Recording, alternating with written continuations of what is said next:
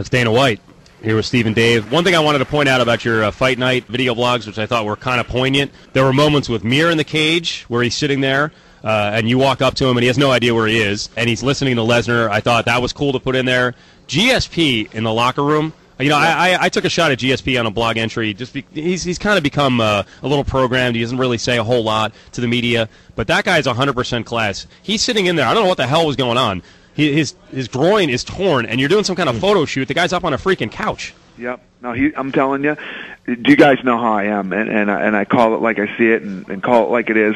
GSP is one of the classiest, nicest, most respectable guys you will ever meet. I mean, in my perfect world, he's a champion. He's a champion that little kids can look up to. He's a champion that you know, girls can fall in love with, that guys can respect and admire. This guy is the real deal. And what kills me with this kid, I don't know how this kid just doesn't have every sponsor in Canada just trying to, you know, cover him with stuff. Well, I think a positive to it, if he was out, and there's not many, is that maybe he can build the names at 170, because I'm hearing just some inane conversations that there's no one in the world who can beat him. Someone can be beaten. You have guys. You have talented guys, and people get crazy when guys go on winning streaks. No, it's true. It's true. It's part of the beauty of the fight business, though. When you think about it, it's you know, you get in and you think these guys can't be beat, and then when they get upset, it's like, oh, you know, it's all part of the drama. It's all part of the. It's awesome, man. I'm telling you, I love the fight business so much. It's so fun, and you guys tell me what you think. I'll be honest with you and tell you what I thought going into that fight on Saturday. I had no idea who was going to win, Mir or Lesnar. I was like, man, this thing could go either way. I don't know. And Lesnar just goes in there and absolutely dominates him. I honestly truly don't believe. And I agree with you 100% when you say, listen, anybody can be beat on any given night, this and that. I don't see anybody beating Brock Lesnar for a long time. That's what I say. I was pretty well convinced he was going to win Saturday, and he could be on top for a long time. He's just going to keep getting better. All right, That said, you know the call, and it's been coming. The call is coming for Fedor. Tom Atencio said yesterday, the head of Affliction, Who? I know. He's confident Fedor will never sign with you because you haven't been able to get it done to this point. Yeah, okay. Like what Tom Atencio says means anything. The guy's a loser, okay? It's like, you know, this guy has never, anything he's ever said has never come true. Every word that's ever come out of this guy's mouth has never come true, and we're going to listen to what he thinks and what he has to say. So can you get something done with Fedor where it's not one of these one-fight deals? Have you actually talked to Fedor face-to-face? Never. Well, that might be a problem. Yeah, we've never talked face-to-face. Will they let you speak to him face-to-face? Who knows? You know, you guys understand we're dealing with more than just another culture there. You know what I mean? Yep. Kind of along the Japanese lines? Exactly. All right. A little shady, huh? Yep. So how do you overcome that? Because people want to see this fight. If you have some athlete, right, that you represent, and the athlete has never spoken to, you know, it's just other people that are cutting the deals for him and basically deciding where and when he can't do anything.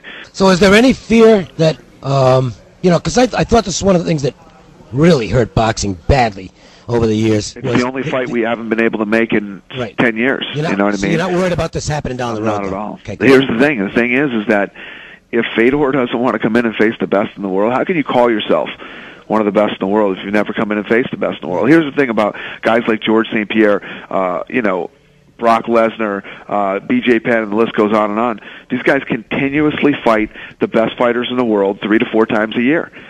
So when you call these guys the best, the pound-for-pound best, or whatever it is, they really are. I don't know how they could possibly pay him enough money to justify him not taking a fight that would clearly be the biggest MMA fight of all time. Maybe because the government is the one paying him and they can pay whatever they want? I guess.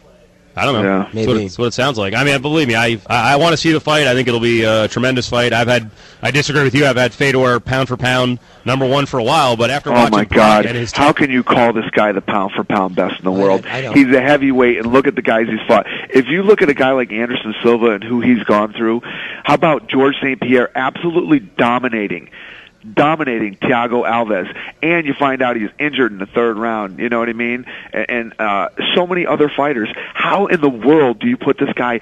It's one thing if you want to say he's the best heavyweight in the world, I'd still argue with you there, but pound for pound best fighter in the world? Dana, he beat all your heavyweights. Yeah, he beat every one of them, past, present.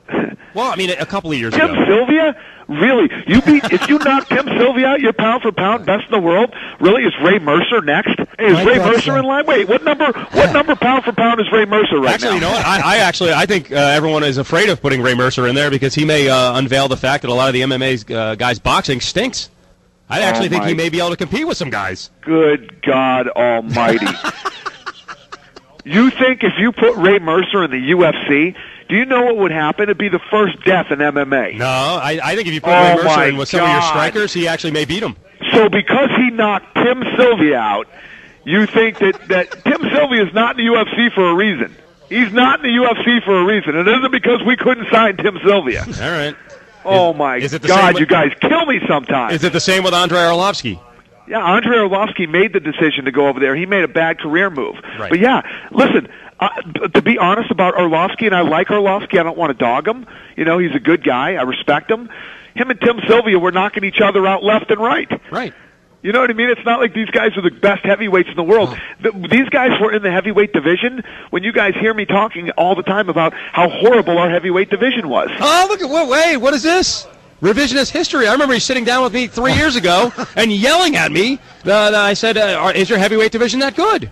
Yeah, were you not at the press conference the past, 5 shows where I've said, our heavyweight division has never been better than it is now. You know, our heavyweight division was weak. Okay. Very, very weak. I said even this too.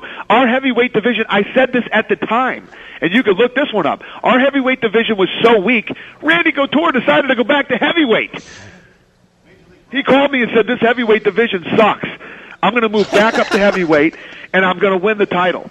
Wow. He goes, nobody in that division has any heart. Nobody wants it. Couture went from light heavyweight back to heavyweight. Listen, you're the promoter, so you couldn't say it at the time, but I'm glad you're saying it now. It's the truth. I said it then, too. When Randy Couture called me, I told everybody, I said, Randy Couture said, the heavyweight division sucks. None of these guys have any heart. I'm going to go back up there and win it. He comes up and gives Tim Sylvia a whooping at heavyweight. If Tim Sylvia is the what makes everybody the pound for pound best in the world, and when you say Fedor beat all the guys, the big names, that was back in Pride. You're talking what, 4 years ago? So wait a minute, maybe Muhammad Ali is the pound for pound best fighter in the world. See, that's same thing. The guy's 80 with Parkinson's. That's what Fedor is. I want to see this fight for one reason. I will bet the crap out of Brock Lesnar. Yep. I'm not even saying Lesnar won't win after watching what he did on Saturday with the technique and pinning the arm down. It's ridiculous. Listen, you'll never make me lose my mind by calling Fedor one of the best heavyweights in the world, but by calling him pound for pound best fighter in the world, that is insane. All right. Well, I know he goes in to finish fights, unlike Anderson Silva, and he's not worried about his contract and everything else. So, well, he is kind of. I don't disagree with that either. Right. And did I not publicly give him crap about it too? And he's moving up to 205 to fight Forrest Griffin. So the guy will fight anybody, anywhere, anytime. We'll see what happens.